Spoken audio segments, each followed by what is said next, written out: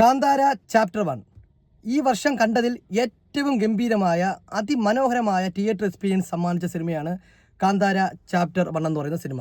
നമ്മൾ first half ഒരു average അനുഭവമാണ് നമ്മൾ നേരത്തെ വീഡിയോയിൽ പറഞ്ഞിരുന്നു. എന്നാൽ അതിൽ നിന്നെല്ലാം മാറി സെക്കൻഡ് ഹാഫ് വന്നപ്പോൾ ഈ സിനിമ പോയിരിക്കുന്ന ഒരു റേഞ്ച് എന്ന് പറഞ്ഞു കഴിഞ്ഞാൽ ഒരു രക്ഷയില്ലാത്ത റേഞ്ചാണ്. മസ്റ്റായിട്ട് എല്ലാ ആൾക്കാരും തിയേറ്ററിൽ പോയി തന്നെ കാണാം. എ സോളിഡ് സിനിമാറ്റിക് എക്സ്പീരിയൻസ് എന്നൊക്കെ പറയാവുന്ന ഒരു സിനിമയാണ് ഈ പറയുന്ന കാന്താര ചാപ്റ്റർ 1 എന്ന് പറയുന്ന സിനിമ. അതിഗംഭീരമായ രീതിയിലുള്ള വിഷ്വൽ എക്സ്പീരിയൻസ് നിങ്ങൾക്ക് തിയേറ്ററിൽ കിട്ടും. നിങ്ങൾ ഈ സിനിമ തിയേറ്ററിൽ നിന്ന് മിസ് ചെയ്യരുത്. ഇത് ഒരിക്കലും ഒരു OTT-യിലോ അല്ലെങ്കിൽ മൊബൈൽ ഫോണിലോ കാണാൻ പറ്റിയ സിനിമയല്ല. ഇത് പ്യൂർലി തിയേറ്ററിന് വേണ്ടി മാത്രം, നല്ല സൗണ്ട് ക്വാളിറ്റി, നല്ല സ്ക്രീൻ ക്വാളിറ്റി ഉള്ള തിയേറ്ററിന് വേണ്ടി മാത്രം നിർമ്മിച്ചിരിക്കുന്ന അതിഗംഭീരമായൊരു സിനിമയാണ്. തിയേറ്റർ എക്സ്പീരിയൻസ് ഒരിക്കലും മിസ് ചെയ്യരുത്. സത്യം പറഞ്ഞാൽ നമ്മൾ ഈ സിനിമ കഴിഞ്ഞപ്പോൾ എഴുന്നേറ്റ് നിന്നിട്ട് കൈയടിച്ചതിന് ശേഷം കാണികളെല്ലാവരും തിയേറ്റർ വിടുന്ന ഒരു അവസ്ഥ കൂടി നമ്മുടെ ഈ സിനിമയിലുണ്ടായി എന്നുള്ളതാണ്. ഈ സിനിമയുടെ പ്രധാനപ്പെട്ട ഒരു പോസിറ്റീവുകൾ പറയാം. പ്രധാനപ്പെട്ട പോസിറ്റീവ് എന്ന് പറഞ്ഞാൽ ഒന്നാമത്തെ career best performance by Rishabh Shetty. Rishabh ഷെട്ടിയുടെ ഏറ്റവും മനോഹരമായി, എനിക്ക് തോന്നുന്നു ഋഷഭ് ഷെട്ടി കാന്താരയിൽ കാണിച്ചതൊന്നും അല്ല, അതിനേക്കാളും എത്രയോ ബെറ്റർ ആയിട്ടുള്ള, എത്രയോ നമുക്ക് ഗൂസ്പം പഠിക്കുന്ന തരത്തിലുള്ള പെർഫോമൻസാണ് നമ്മുടെ ഋഷഭ് ഷെട്ടി കാണിച്ചത്. പ്രത്യേകിച്ച് ഈ ക്ലൈമാക്സിന് ഒരു 30 മിനിറ്റൊക്കെ മുമ്പുള്ള സീനുകളൊന്നും ഒരു രക്ഷയില്ല സീനാണ്. നമ്മൾ തിയേറ്ററിൽ നിന്ന് എഴുന്നേറ്റ് കൈയടിക്കാൻ തോന്നും. നമ്മൾ പരിസരം മറന്ന് എൻജോയ് ചെയ്യുന്ന തരത്തിലുള്ള ഒരുപാട് മൊമെൻറ്റ്സ് ഈ സിനിമയിൽ ഉണ്ട് എന്നുള്ളതാണ്. ഏറ്റവും പ്രധാനപ്പെട്ട രണ്ടാമത്തെ ഒരു പോസിറ്റീവ് പറഞ്ഞാൽ സ്റ്റണ്ണിങ് ആയിട്ടുള്ള വിഷ്വൽസാണ്.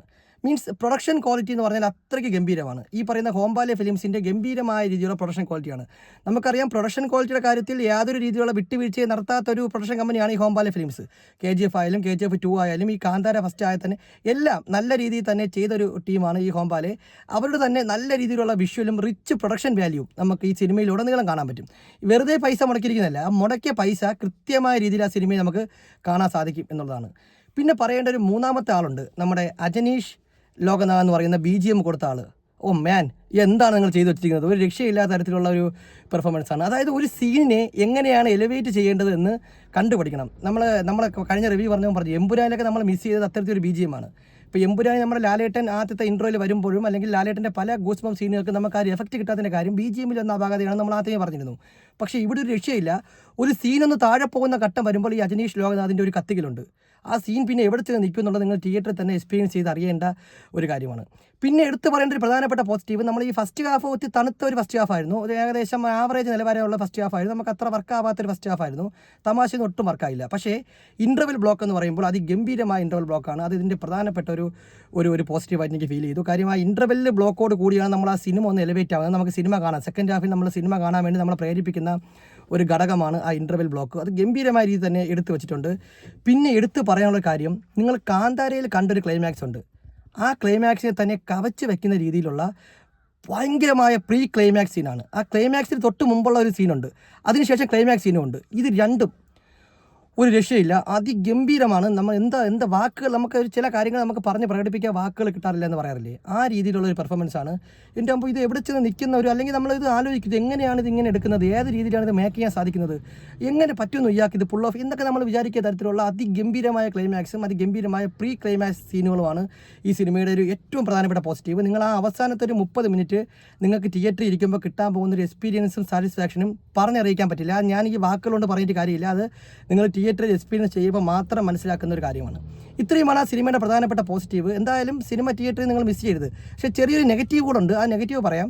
അത് സിനിമയെ കാര്യമായിട്ട് ബാധിക്കുന്നില്ലെങ്കിൽ പോലും ഒരു ചെറിയ രീതിയിലുള്ള ഒരു ലാഗ് നമുക്ക് ഫീൽ ചെയ്യും. പ്രത്യേകിച്ച് ഫസ്റ്റ് ഹാഫിൽ നമുക്ക് ചെറിയൊരു ലാഗ് ഫീൽ ചെയ്യും.